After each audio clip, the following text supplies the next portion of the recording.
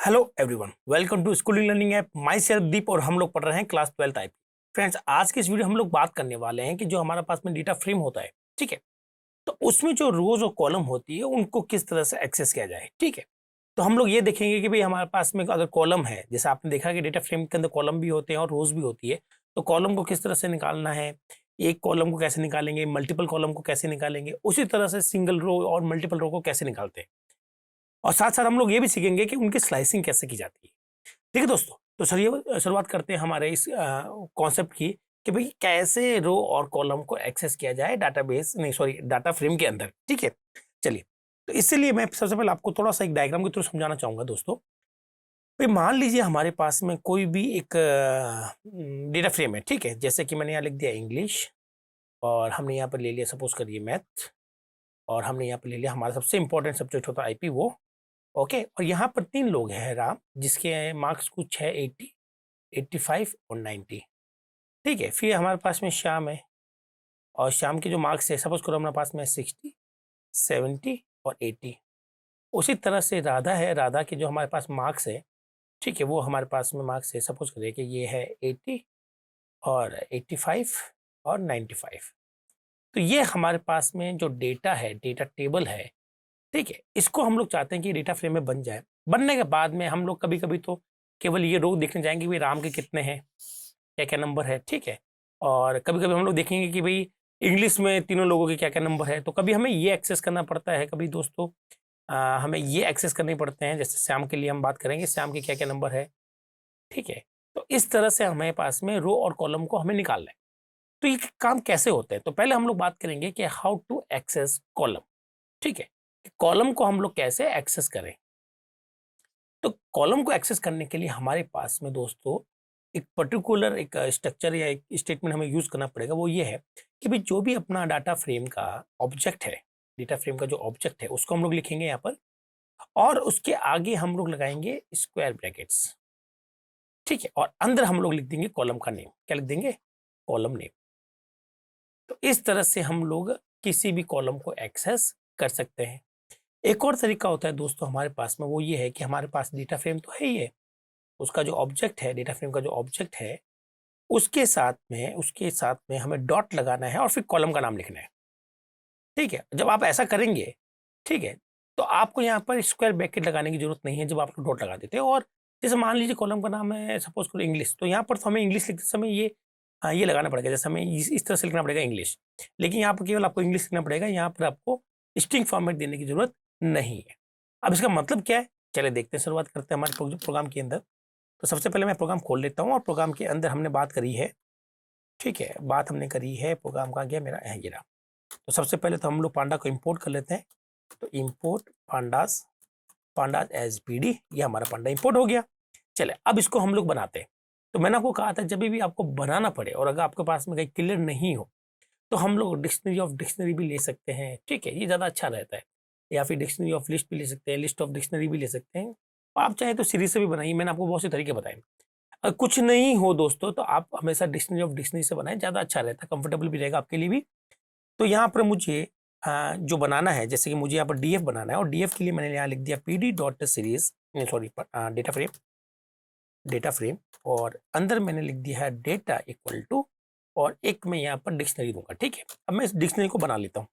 ठीक है, आज मैं आपको उल्टा बनाना सिखाता हूँ ताकि आपको दोनों तरीके से कंफर्टेबल हो। तो यहाँ आएंगे जो दोस्तों, यहाँ पर जो की और वैल्यू का पेयर है, तो वो की बनेगी हमारे पास में, क्या बनेगी? की बनेगी हमारे पास में कॉलम।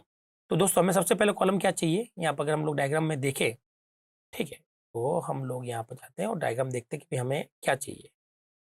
ठीक है, ये रहा हमारा डेटा। तो सबसे पहले हमें जो कॉलम चाहिए वो है इंग्लिश। तो हम लोग यहाँ आएंगे और इंग्लिश पे चले जाएंगे। तो यहाँ लिखेंगे ENG इंग्लिश, और इसमें जो इंग्लिश वाले कॉलम की जो वैल्यूज होगी, ठीक है, उसको मैं नाम देता हूँ यहाँ पर सपोज करो D1।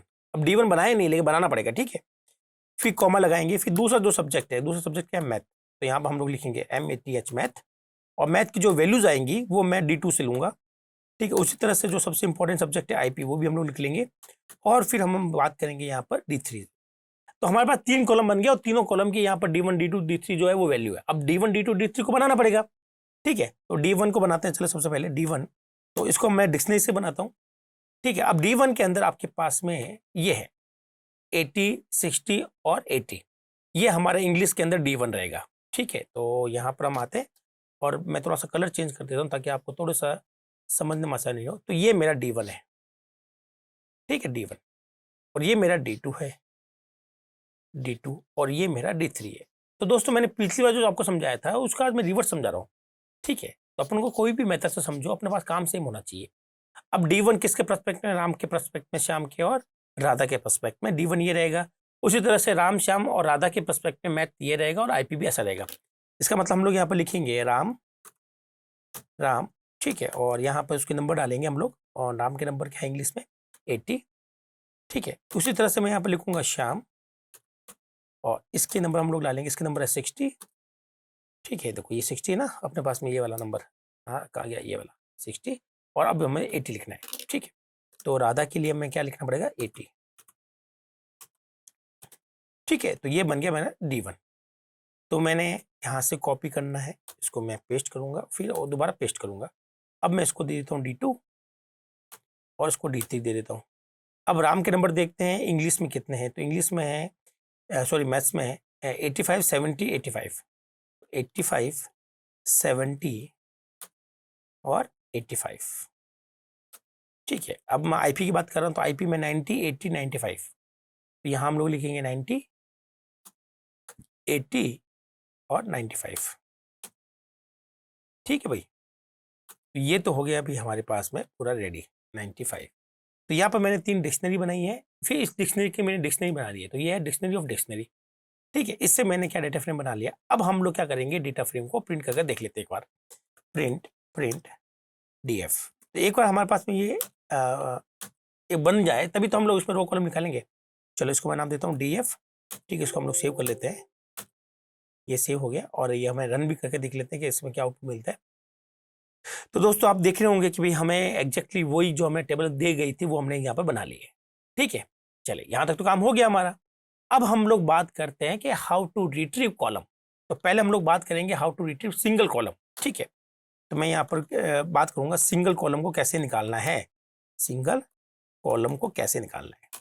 तो दोस्तों कुछ नहीं है, उसके लिए आपके पास 2 तरीके होते हैं। प्रिंट, प्रिंट या तो आप लिखेंगे DF और आगे ब्रैकेट लगा के कॉलम का नाम लिख दीजिए, और कॉलम का नाम लिखेंगे तो इस बार आपको ये लगाना जरूरी है।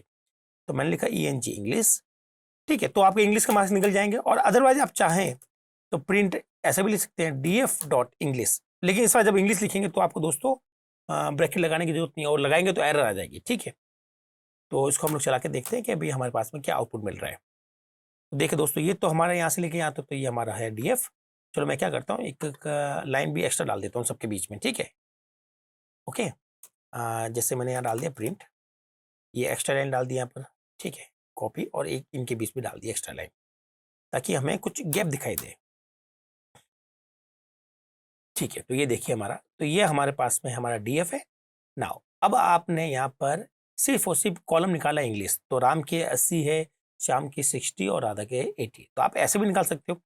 अब क्वेश्चन आता है कि विच वन इज गुड।